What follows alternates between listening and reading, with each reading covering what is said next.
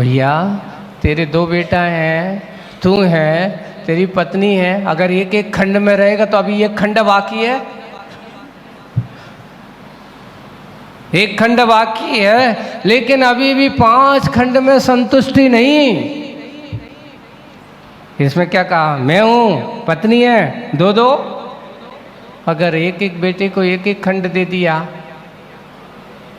छोटा मोटा प्रसाद तो होगा ही नहीं, बड़ा प्रसाद है। पर वो तो सब कछु ठीक है, कमी हमें कछु कमी नहीं है, बस कमी इतनी ही है कि सामने वाले को 10 को काय होगा, ओके तो हमसे छोटा ही रहना था। कौन सी आग है ये बताओ? एक आग वो होती है जो लकड़ी को जलाती है, शरीर को जलाती है, लेकिन एक आग होती है जो आदमी के शरीर को नहीं, अंतरंग की पीड़ा, अंतरंग के सारे गुणों को, अंतरंग के सारी अच्छाइयों को जला करके, उसको नष्ट करके उसके अंदर बुराई की आग पैदा कर देती, जिसका नाम है ईर्षाग्नि, देशाग्नि। जलती रहती है, जलती रहती है। सामने वाले को 10 खंड का मकान मुझे आंखों में छिपता है, मन को खटकता है। अब क्या करें बताओ? ऐसे भगवान की भक्ति करने वाले, ऐसे पूजा करने वाले, अरे कह देते भाई मेरा पुण्य कर्म का उदय, मुझे जितना आवश्यक है उतना बहुत अच्छा है, सामने वाले का पुण्य है, उसके पास है, 10 का रहना तो 10 नहीं 20 को हो जाए, हमें क्या लेना। लेकिन नहीं, ईर्षालु व्यक्ति के लिए कभी भी सामने वाले का विकास पसंद नहीं होता। आज के समय में, वर्तमान परिस्थिति में आदमी अपने दुख से दुखी नहीं है, अपने दुख से दुखी नहीं है। आज के समय में आदमी दुखी है तो दूसरों के सुख देख करके दुखी है, उसके पास इतना क्यों है। घर घर में भी यही दशा हो जाती है, छोटा भाई बड़े भाई से ईर्षा करता है, छोटा बड़ा भाई छोटे भाई से ईर्षा।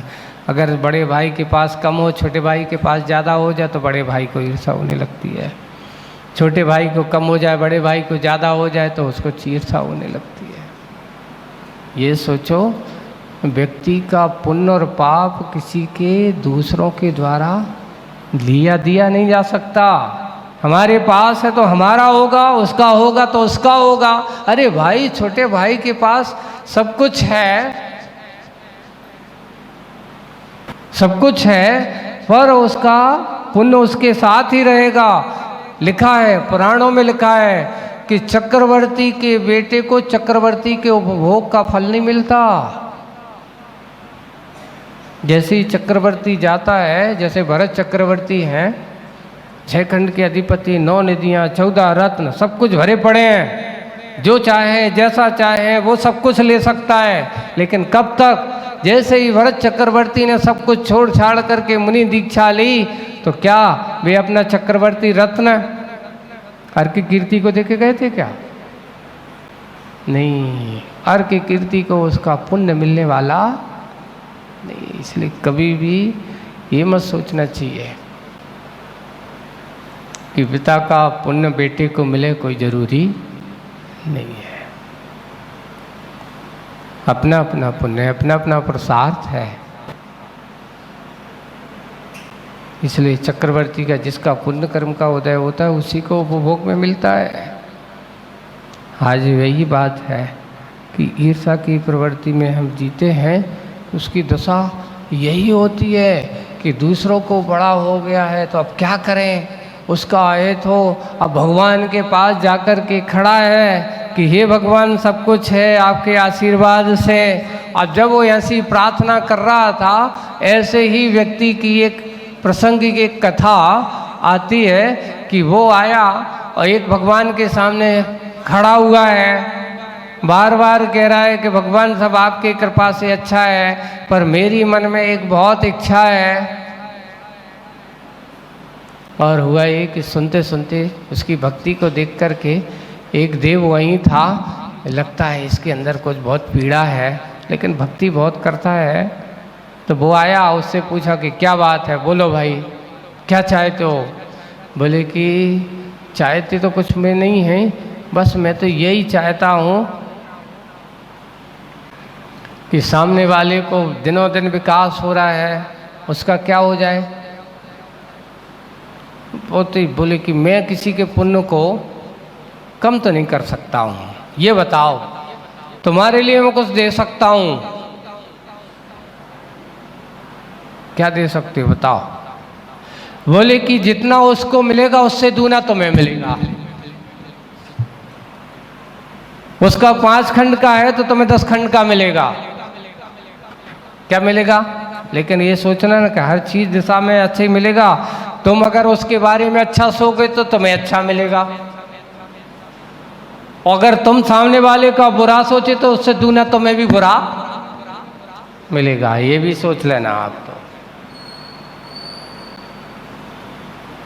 अब उसने भी सोचा तो अच्छा है, ये वरदान दे दिया, बोले कि तुम्हें दिया, जाओ आज से तुम जो कहोगे वो होगा।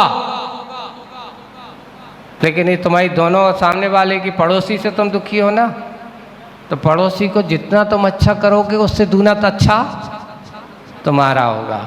तो उसके पास 10 करोड़ की संपत्ति तो तुम्हारे पास 20 करोड़ की संपत्ति आएगी। अच्छा काम करो, तुम उसके बारे में अच्छा सोचना तो अच्छा मिलेगा।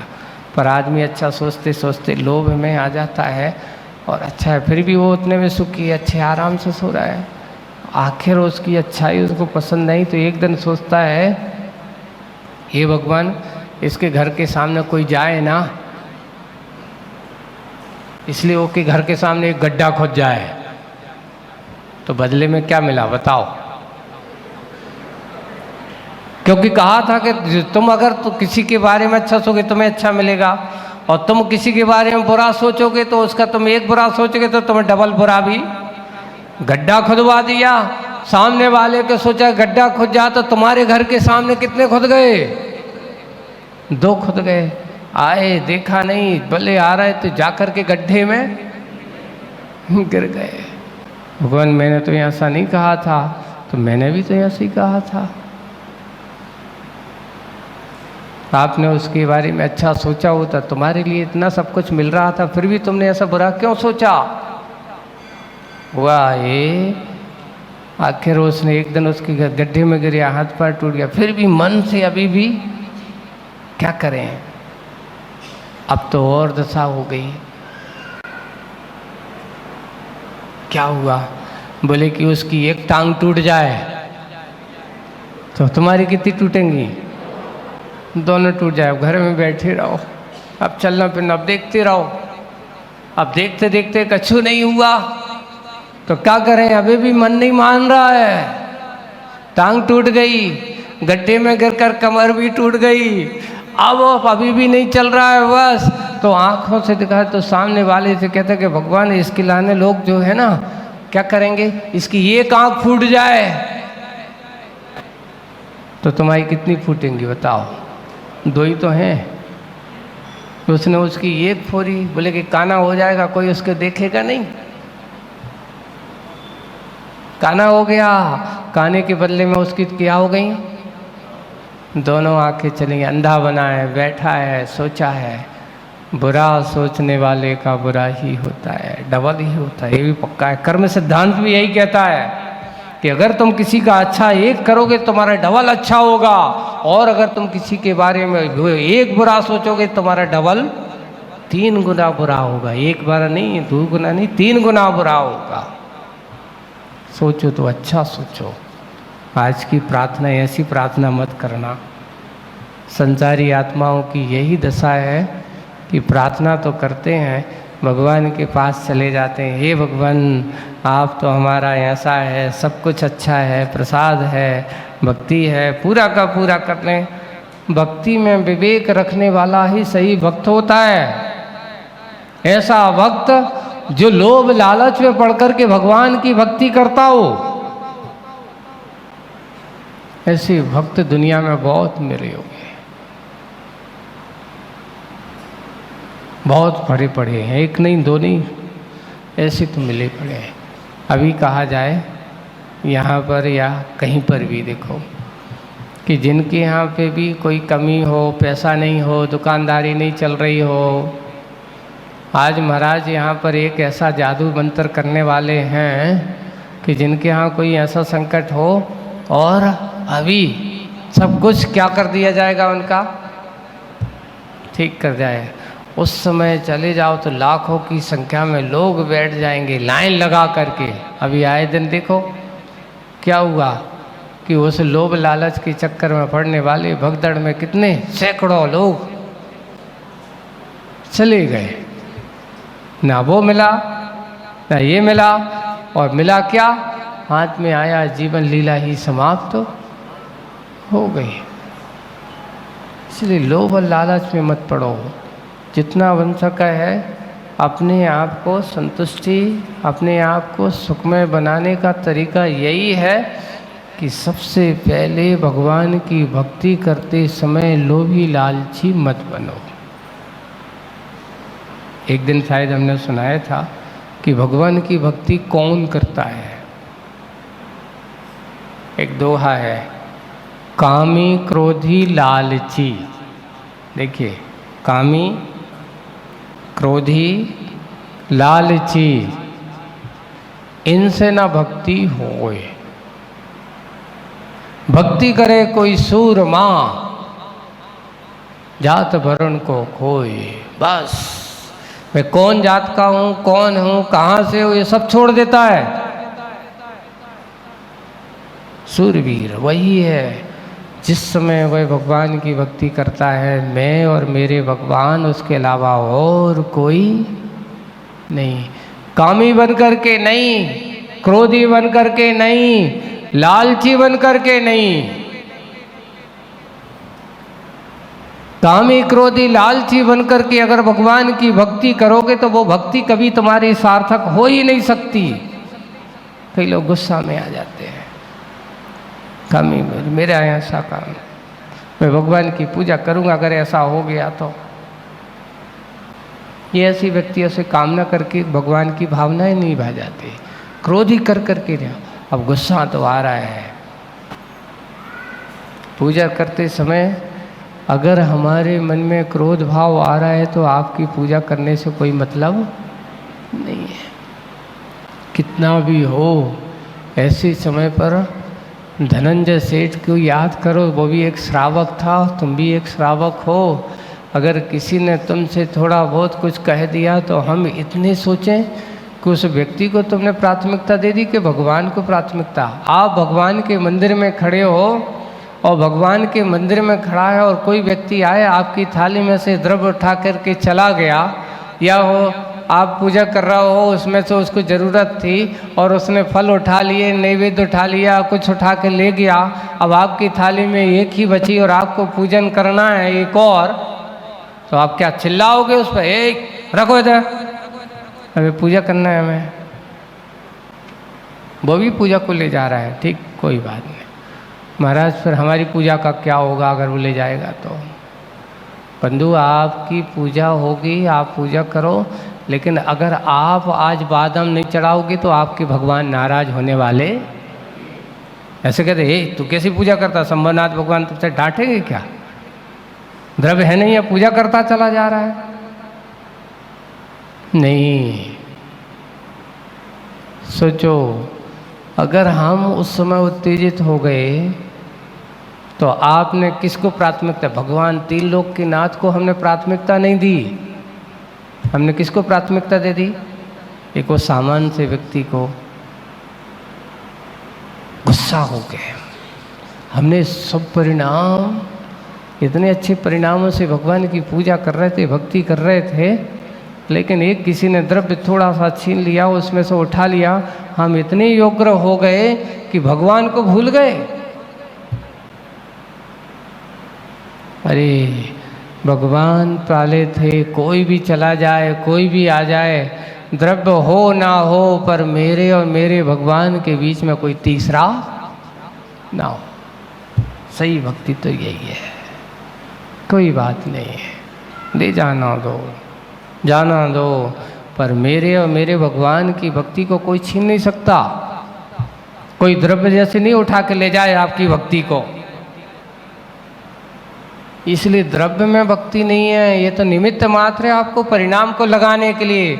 भक्ति तो हमारे अंदर के भावों में भरी होती है, इसलिए हम उससे अच्छे से भावों से बनाए। ऐसी प्रार्थना मत करना लालची बन करके, दूसरों का आहित करने के, सामने वाले के मन में खटकता है। आज की कविता से यही है कि ऐसी प्रार्थना करो नहीं कि जहाँ लोभ लालच का अभाव हो, कामी ना हो, क्रोधी ना हो, लालची ना हो। इसलिए कामी क्रोधी लालची बन करके भक्ति नहीं करना। भगवान की भक्ति करना है तो अच्छे सूरवीर बनो, कोई कामना नहीं, निष्काम भाव। जहाँ निष्काम भाव है वहाँ पर भक्ति का पूरा फल है। तो जहाँ काम और कामनाओं का स्थान है वहाँ भक्ति का कोई स्थान नहीं है।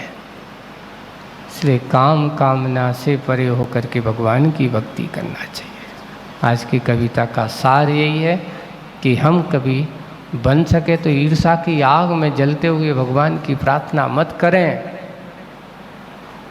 भगवान सामने वाले का 10 मंजिल का मकान खटकता है, अरे भाई जो सुख तुम्हारे 5 मंजिल में मिलेगा वो 10 मंजिल में उसको मिलता है कि नहीं मिलता तुम्हें क्या जाने। इसलिए अपना जितना है, अगर एक छोटी सी झोपड़ी भी हो, कौन किसके साथ जाएगा, कौन किसके साथ लेकर के गया है, आज तक कोई न लेकर गया है न लेकर के जाएगा।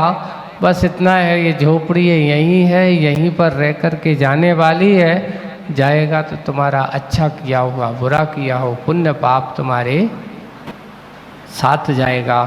खटकन नहीं हो, जहाँ खटकन है वहाँ अटकन है, और जहाँ अटकन है वहीं पर भटकन है। आप भटकना चाहते हो, बार बार कहते अच्छे हैं, लगते अच्छे हैं, पढ़ते समय सुनते अच्छे हैं, पर घर पे जाते ही साथ वही परिणाम लगता है। जो सब कुछ तो ठीक है पर जो यहाँ सो नहीं है। सुनते समय बहुत अच्छा लगता है, पढ़ते समय बहुत अच्छा लगता है, लेकिन थोड़ी सी भी कमी हो जाए तो सब कुछ भूल जाते कि महाराज ने क्या कही थी, आज तोता क्यों रोता वाली पुस्तक में कविता में क्या सुना था, सब भूल जाते हैं। अच्छा जो है उसको हमें पाने का प्रयास करना है, अपनी कमी को झांकना है। देश की अग्नि में मत जलो, समता के जल सरोवर में रह कर के आनंद की अनुभूति करो। यही हमारा सुख का सार है। इतना ही आज बस बोलिए। परम पूज्य आचार्य गुरुवर श्री विद्यासागर जी।